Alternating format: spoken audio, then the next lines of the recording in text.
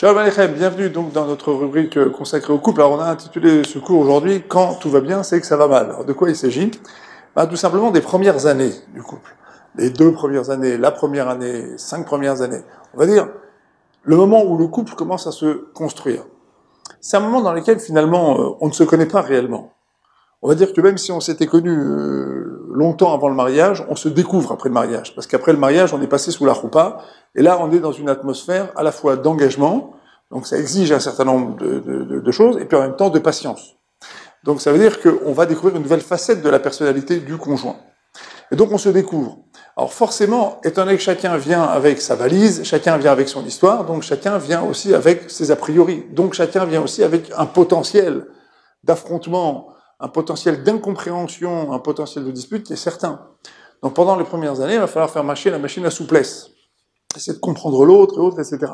Alors quand on entend des couples qui disent « tout va bien », il n'y a pas l'ombre d'un problème entre nous, c'est qu'il y a forcément, en règle générale, un problème de communication. C'est-à-dire que ça communique pas trop. Normalement, les premières années, elles sont marquées par la découverte. Et la découverte, elle est toujours marquée par la surprise. Et la surprise, il faut la gérer. Surtout que dans un couple, elle est accompagnée souvent d'une déception émotionnelle. Ou au contraire, d'un très grand enthousiasme émotionnel. Parce qu'on va découvrir les très bons caractères de l'autre, et puis en même temps, on va découvrir aussi parfois des faiblesses, parfois même des infirmités, parfois des difficultés de communication. Donc normalement, dans les premières années, il y a au minimum des réglages. Quand les gens disent « tout va bien », c'est qu'il y a un problème. En règle générale, il y a un problème.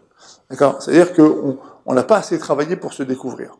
Alors c'est la raison pour laquelle, par exemple, nos sages disent, en s'appuyant sur un passouk, un verset qui est marqué dans Parashat Ki Tetsé, « Nakit yeh les béto », il faut être entièrement consacré à la maison la première année, et la première année, on évite les sorties, on évite de trop se disperser, et on va consacrer du temps à la construction du couple, on va consacrer du temps à passer ensemble. Et effectivement, on va se découvrir.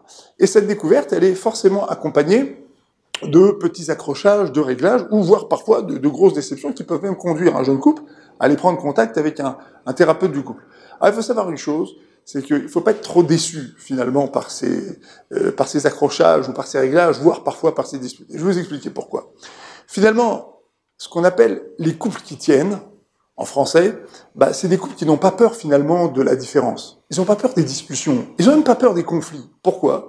Parce qu'ils savent qu'un conflit, c'est quelque chose de tout à fait normal. Ils savent qu'on peut arriver à avoir certains conflits.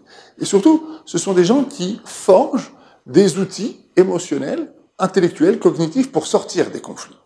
Et donc, en vérité, il faut le dire aux jeunes couples, il faut le dire et le répéter, c'est pas très grave si pendant les premières années, en vérité, parfois on ne se comprend pas, on a un peu de mal à se régler, tout simplement c'est parce qu'on est en train de se découvrir. Et en fait, tous les couples qui marchent sont des couples qui ont aussi des conflits. Mais leur caractéristique numéro 1, c'est qu'ils savent les éviter, ils savent les gérer, et quand ça surgit, ils savent en sortir. Ils savent y mettre fin rapidement et renouer rapidement le contact et le dialogue.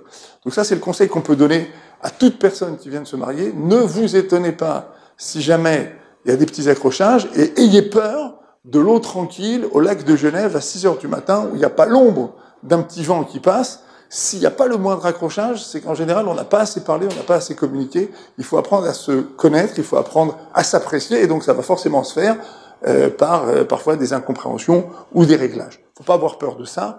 Les couples qui communiquent sont des couples qui n'ont pas peur d'un conflit qui surgit, et n'ont pas peur d'affirmer leurs différences, et n'ont pas peur de très vite apprendre à se connaître, à se reconnecter, à communiquer. Ça fait partie de la communication, d'apprécier la différence, de connaître la différence, et parfois d'en payer le prix par la découverte, la surprise, d'accord, l'ébahissement, ou alors au contraire par l'émerveillement, d'accord. Il faut s'accorder le droit à la différence, il faut s'accorder le droit de se régler progressivement quand on construit son couple.